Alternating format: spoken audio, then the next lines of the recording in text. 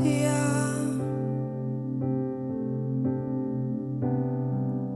Engkau Allah yang setia, Tuhan.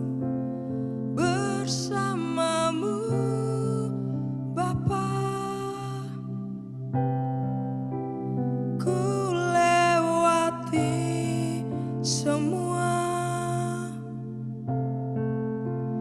perkenananmu, ya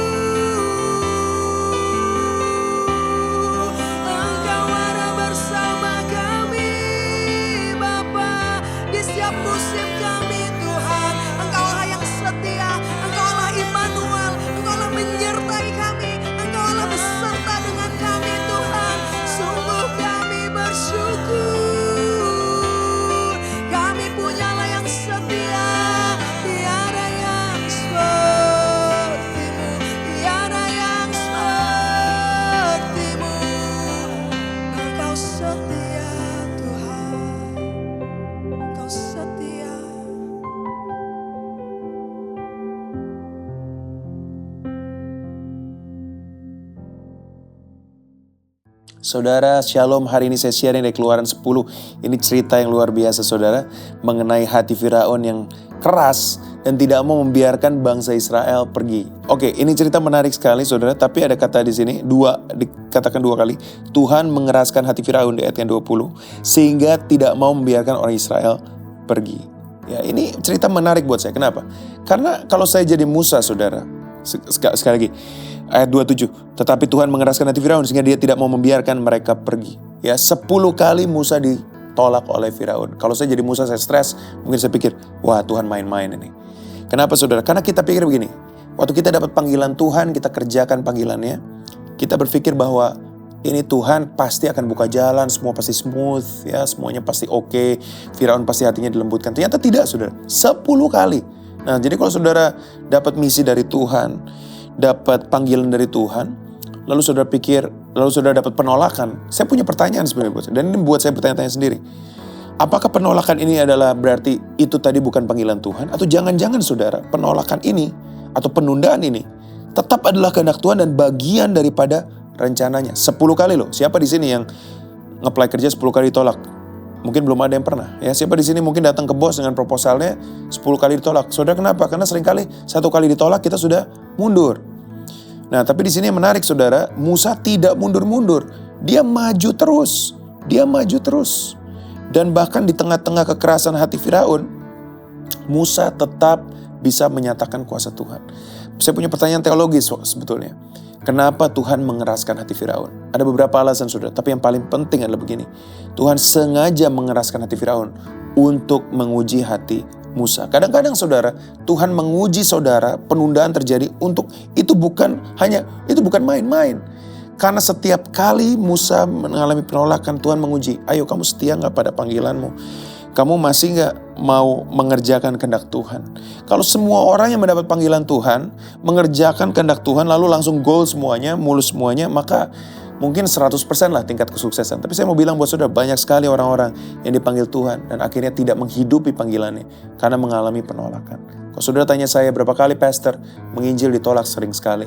Berapa kali khotbah ada orang yang menolak? Sering sekali. Berapa kali mentoring orang, mencoba beri yang terbaik, tetap dapat penolakan, dapat teguran, bahkan dijelek-jelekin. Saudara, sering sekali, tapi tidak membuat saya mundur. Kenapa? Karena saya tahu seperti Musa, ditolak 10 kali, tapi ada jutaan orang, ratusan ribu bangsa Israel, jutaan orang bangsa Israel yang harus diselamatkan. Ada misi yang lebih besar di balik penolakan itu, saudara. Kenapa Musa bisa tetap kuat? Kenapa? Karena dia yakin atas panggilannya. Dia tahu bahwa yang panggil dia di padang rumput itu bukanlah semua imajinasi, bukanlah cuma halusinasi, tapi itu Tuhan yang nyata, Tuhan yang mau membawa bangsa Israel keluar dari perbudakan. Saya menguatkan saudara pada hari ini, mungkin saudara punya masalah dalam bisnis, tapi saudara tahu ini bisnis kok Tuhan yang kasih, tapi kok ada penundaan ya, kok gak semaju yang saya pikirkan. Ini pelayanan Tuhan yang percayakan, tapi kok gak semudah itu. Saudara, kalau Musa ditolak 10 kali dan dia tetap maju terus, saya berdoa buat saudara, 1000 rebah di kiri saudara, berlaksa di sisi kanan saudara. Orang-orang ditolak termasuk saudara juga ditolak. Jangan lelah saudara, jangan takut, maju terus. Karena di dalam penolakan, di dalam kekerasan hati orang-orang yang mungkin menolak kita, Tuhan tetap bekerja. Bahkan Tuhan menunjukkan kuasanya lebih lagi. Mari kita berdoakan, bersyukur Tuhan buat hari ini, di mana kami belajar dari hidup Musa. Dia ditolak 10 kali, tapi Tuhan membela dia. Tuhan menyertai dia. Kami berdoa Tuhan, berikan kami kekuatan seperti Musa. Walaupun kami mungkin dapat penolakan, mungkin semua yang kami rencanakan tidak semulus yang kami pikirkan. Tapi kami berdoa, biar Tuhan tolong kami, Tuhan kuatkan kami, supaya kami bisa terus berjalan dalam kehendak Tuhan. Kami tidak menyerah Tuhan. Seperti Musa ditolak, tapi dia menyeberang Laut Merah bersama Tuhan. Hari ini Tuhan, walaupun kami mengalami penolakan dan kesulitan, kami terus mau menyeberang bersama dengan Tuhan. Pegang tangan kami, jangan pernah lepaskan. Dalam nama Tuhan Yesus kami berdoa. Amin. Selamat hidup dalam kemenangan. God bless you. See you soon. Keluaran 10. Tulah ke-8, belalang. Berfirmanlah Tuhan kepada Musa, pergilah menghadap Firaun, sebab aku telah membuat hatinya dan hati para pegawainya berkeras, supaya aku mengadakan tanda-tanda mujizat yang kubuat ini di antara mereka, dan supaya engkau dapat menceritakan kepada anak cucumu, bagaimana aku mempermain-mainkan orang Mesir dan tanda-tanda mujizat mana yang telah kulakukan di antara mereka, supaya kamu mengetahui bahwa akulah Tuhan. Lalu Musa dan Harun pergi menghadap Firaun dan berkata kepadanya, Beginilah firman Tuhan, Allah orang Ibrani, berapa lama lagi engkau menolak untuk merendahkan dirimu di hadapanku? Biarkanlah umatku pergi supaya mereka beribadah kepadaku. Sebab jika engkau menolak membiarkan umatku pergi, maka besok aku akan mendatangkan belalang-belalang ke dalam daerahmu, belalang itu akan menutupi permukaan bumi, sehingga orang tidak dapat melihat tanah, belalang itu akan memakan habis sisa yang terluput, yang masih tinggal bagimu dari hujan es itu, bahkan akan memakan habis segala pohonmu yang tumbuh di padang. Belalang itu akan memenuhi rumahmu, rumah semua pegawaimu, rumah semua orang Mesir seperti yang belum pernah dilihat oleh bapamu dan nenek moyangmu, sejak mereka lahir ke bumi sampai hari ini. Lalu berpalinglah ia dan keluar meninggalkan Fir'aun. Sesudah itu berkatalah para pegawai Fir'aun kepadanya, berapa lama lagi orang ini akan menjadi jerat kepada kita? Biarkanlah orang-orang itu pergi supaya mereka beribadah kepada Tuhan, Allah mereka. Belumkah Tuanku insaf, bahwa Mesir pasti akan binasa? Lalu Musa dan Harun dibawalah kembali kepada Fir'aun dan berkatalah Fir'aun kepada mereka, pergilah, beribadahlah kepada Tuhan, Allahmu. Siapa-siapa sebenarnya yang akan pergi itu? Jawab Musa, kami hendak pergi dengan orang-orang yang muda dan yang tua, dengan anak-anak lelaki kami dan perempuan, dengan kambing domba kami dan lembu sapi kami, sebab kami harus mengadakan perayaan untuk Tuhan. Tetapi Fir'aun berkata kepada mereka, Tuhan boleh menyertai kamu, jika aku membiarkan kamu pergi dengan anak-anakmu. Lihat, jahatlah maksudmu. Bukan demikian, kamu boleh pergi, tetapi hanya laki-laki, dan beribadahlah kepada Tuhan, sebab itulah yang kamu kehendaki. Lalu mereka diusir dari depan Fir'aun. Berfirmanlah Tuhan kepada Musa, ulurkanlah tanganmu ke atas tanah Mesir mendatangkan belalang, dan belalang akan datang meliputi tanah Mesir dan memakan habis segala tumbuh-tumbuhan di tanah, semuanya yang ditinggalkan oleh hujan es itu. Lalu Musa mengulurkan tongkatnya ke atas tanah Mesir, dan Tuhan mendatangkan angin timur melintasi negeri itu, sehari-harian dan semalam-malaman, dan setelah hari pagi, angin timur membawa belalang. Datanglah belalang meliputi seluruh tanah Mesir dan hinggap di seluruh daerah Mesir, sangat banyak. Sebelum itu tidak pernah ada belalang yang demikian banyaknya, dan sesudah itu pun tidak akan terjadi lagi yang demikian. Belalang menutupi seluruh permukaan bumi, sehingga negeri itu menjadi gelap olehnya. Belalang memakan habis segala tumbuh-tumbuhan di tanah, dan segala buah-buahan pada pohon-pohon yang ditinggalkan oleh hujan es itu, sehingga tidak ada tinggal lagi yang hijau pada pohon atau tumbuh-tumbuhan di padang di seluruh tanah Mesir. Maka segeralah Fir'aun memanggil Musa dan Harun serta berkata, aku telah berbuat dosa terhadap Tuhan, Allahmu, dan terhadap kamu. Oleh sebab itu, ampunilah kiranya dosaku untuk sekali ini saja dan berdoalah kepada Tuhan, Allahmu itu, supaya bahaya maut ini dijauhkannya daripadaku. Lalu keluarlah Musa meninggalkan Fir'aun dan berdoa kepada Tuhan. Maka Tuhan membuat angin bertiup dari jurusan sebaliknya, yakni angin barat yang sangat kencang, yang membawa belalang itu dan melemparkannya ke dalam laut Teberau. Tidak ada satu belalang pun yang tinggal di seluruh daerah Mesir. Tetapi Tuhan mengeraskan hati Fir'aun, sehingga tidak mau membiarkan orang Israel pergi. Tulah ke-9, gelap gulita. Berfirmanlah Tuhan kepada Musa, ulurkanlah tanganmu ke langit, supaya datang gelap meliputi tanah Mesir, sehingga orang dapat meraba gelap itu. Lalu Musa mengulurkan tangannya ke langit dan datanglah gelap gulita di seluruh tanah Mesir selama 3 hari. Tidak ada orang yang dapat melihat temannya, juga tidak ada orang yang dapat bangun dari tempatnya selama 3 hari. Tetapi pada semua orang Israel ada terang di tempat kediamannya. Lalu Fir'aun memanggil Musa serta berkata, pergilah, beribadahlah kepada Tuhan, hanya kambing dombamu dan lembu sapimu harus ditinggalkan, juga anak-anakmu boleh turut beserta kamu. Tetapi Musa berkata, bahkan korban sembelihan dan korban bakaran harus engkau berikan kepada kami, supaya kami menyediakannya untuk Tuhan, Allah kami. Dan juga ternak kami harus turut beserta kami dan satu kaki pun tidak akan tinggal. Sebab dari ternak itulah kami harus ambil untuk beribadah kepada Tuhan, Allah kami, dan kami tidak tahu dengan apa kami harus beribadah kepada Tuhan sebelum kami sampai di sana. Tetapi Tuhan mengeraskan hati Fir'aun, sehingga dia tidak mau membiarkan mereka pergi. Lalu Fir'aun berkata kepadanya, pergilah daripadaku, awaslah engkau, jangan lihat mukaku lagi, sebab pada waktu engkau melihat mukaku, engkau akan mati. Kemudian Musa berkata, tepat seperti ucapanmu itu, aku takkan melihat mukamu lagi.